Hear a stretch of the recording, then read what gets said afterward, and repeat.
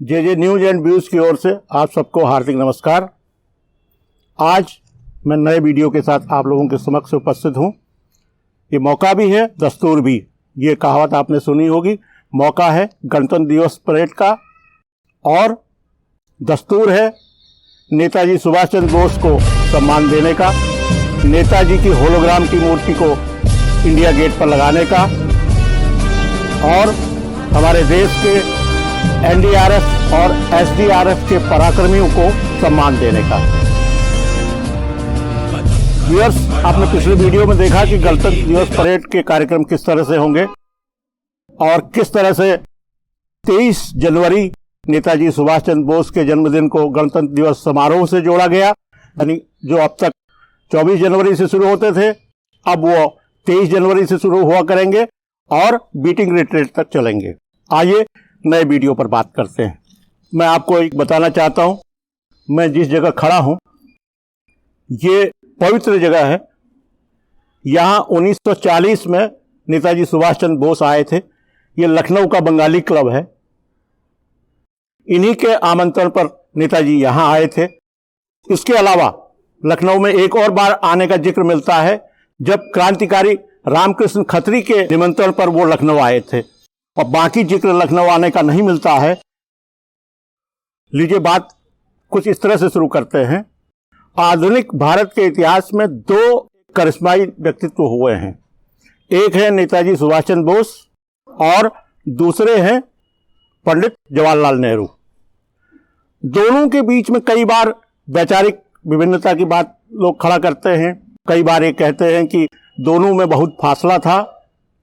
अब हम और आप, जिसने बहुत करीब से न नेताजी को देखा और न जवाहरलाल नेहरू को देखा, कुछ किताबें पढ़ के, कुछ इतिहासकारों के तथ्यों के आधार पर हम ये बात कहें तो थोड़ा सा हजम नहीं होती है। ये बात अगर कोई इनके लेवल का आदमी कहे, कोई इनके स्टेचर का आदमी कहे, तब इस पर कुछ एक बात कही जा सकती। नेताजी सुभाष चंद्र बोस और पंडित जवाहरलाल नेहरू दोनों का प्रभाव अंग्रेजों पर था। तो जिस शख्सियत को मैं बीच में लेके आ रहा हूं रेफरी के रूप में, उससे अंग्रेज लोग सियासत खाते थे। उन्होंने बर्नी सैंडर्स को लाहौर में मार गिराया। साथ ही दिल्ली की सेंट्रल असेंबली में बम फोड़ करके अंग्रेजों को यह एहसास कराया कि भारतीयों का खून अभी ठंडा नहीं हुआ है। वो असहयोग आंदोलन करते हैं तो वो क्रांति भी कर सकते हैं। लाहौर जेल में जिसको फांसी दे दी गई, ऐसे शख्स का नाम है भगत सिंह। शहीद भगत सिंह अगर चाहते तो दिल्ली में सेंट्रल असेंबली में बम फोड़ने के बाद फरार हो सकते थे। उन्होंने खुद गिरफ्तारी दी। उन्होंने मुकदमा बहुत उससे नहीं लड़ा। वो जानते थे कि अंग्रेज किसी न किसी कानून के तहत फंसा करके उनको फांसी दे देंगे। उन्होंने ये भी कहा कि मेरी पैरवी कोई न करे, मेरी मर्सी पिटीशन कोई न लगाए, मेरी दया याचिका कोई न लगाए। लेकिन महामना मदन मोहन मालवीय ने उनको बचाने का प्रयास किया और कांग्रेस के कुछ और नेताओं ने भी आकर के इसमें उनकी पैरवी करना चाहा, लेकिन वो सफल नहीं हो पाए। शहीद भगत सिंह से अंग्रेज इतना खौफ खाते थे, उनको फांसी देने के लिए सुबह के बजाय शाम का वक्त चुना गया। चोरी के छुपके राजगुरु और सुखदेव उनके साथ में थे। 3 लोगों को फांसी दी गई और तीनों ने मेरा रंग दे बसंती चोला ये तराना गाते हुए फांसी का फंदा गले से लगाया। अब आते हैं मूल मुद्दे पर कि नेहरू जी और नेताजी को लेकर के शहीद भगत सिंह की क्या राय थी। ये तीनों युवा थे उस समय। नेहरू जी भी युवा ही की श्रेणी में थे, नेताजी सुभाष चंद्र बोस वो युवा थे ही, और भगत सिंह तो मात्र 24 साल पूरा नहीं कर पाए, फांसी लग गई थी। यानी कि 22-23 साल की उम्र में सन 1927 से लेकर 28 के बीच में लाहौर जेल में रहते हुए उन्होंने जो चिट्ठियां युवाओं के नाम, जो खत युवाओं के नाम लिखे थे, वो बहुत ऐतिहासिक हैं। वो कहते हैं, मैं उनके कुछ खतों को यूं ही आपके सामने पढ़ना चाहता हूं। हिंदुस्तान फिर से जाग रहा है। देखने में बड़ा जन आंदोलन नजर नहीं आता, लेकिन नींव बहुत मजबूत है। इस बार नौजवान नेता ही देश को आगे ले जा रहे हैं। बड़े बड़े नेता होने के बावजूद वह एक तरह से पीछे छोड़े जा रहे हैं। इस समय जो नेता आगे आए हैं वह हैं बंगाल के पूजनीय श्री सुभाष चंद्र बोस और माननीय पंडित जवाहरलाल नेहरू। एक और पत्र में शहीद भगत सिंह लिखते हैं, दोनों ही हिंदुस्तान की आजादी के कट्टर समर्थक हैं, दोनों ही समझदार हैं, दोनों देशभक्त हैं। एक अन्य पत्र में भगत सिंह लिखते हैं, दोनों गरम दल के नेता हैं, वह दोनों में एक हल्का सा फर्क पाते हैं। वो फर्क इस तरह से है, वो सुभाष चंद्र बोस को राज क्रांतिकारी मानते हैं, यानी कि वो जानते हैं कि सुभाष चंद्र बोस ब्रिटिश हुकूमत का तख्ता पलटना चाहते हैं। तो दूसरी तरफ वो नेहरू के बारे में लिखते हैं कि ये युगांतरकारी तथा विद्रोही स्वभाव के हैं।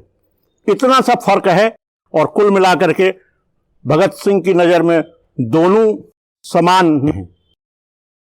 अब बात आगे बढ़ाएं। इन समानताओं के साथ नेहरू और सुभाष में एक और समानता थी, दोनों ही भारत के प्रधानमंत्री बने।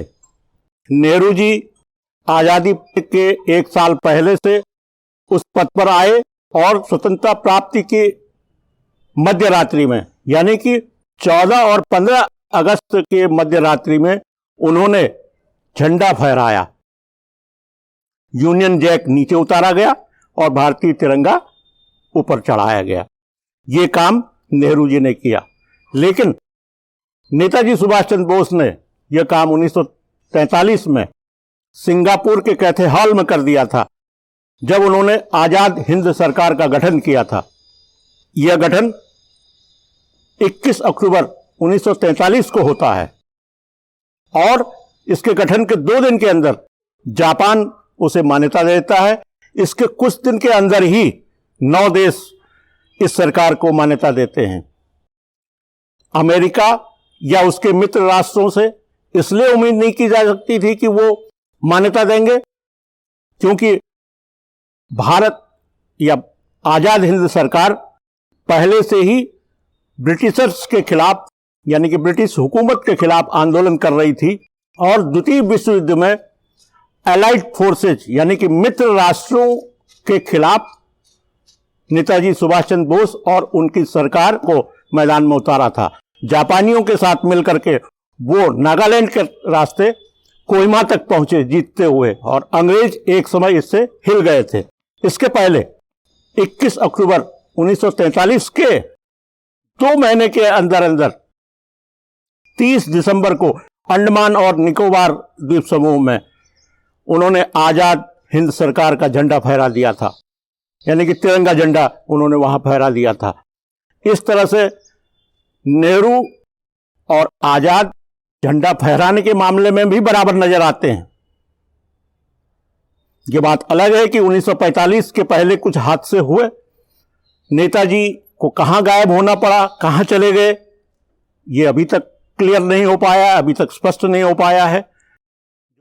नेताजी ने जो सरकार बनाई थी उसमें 16 मंत्री थे, नेताजी खुद प्रधानमंत्री थे, विदेश मंत्री थे और रक्षा मंत्री थे। इस तरह से आईएनए यानी कि आजाद हिंद फौज की सेना को भारत ने तो अपने साथ नहीं मिलाया, लेकिन पाकिस्तान ने उनकी 2 डिवीजनें बना करके भारत के खिलाफ ही उनका इस्तेमाल किया।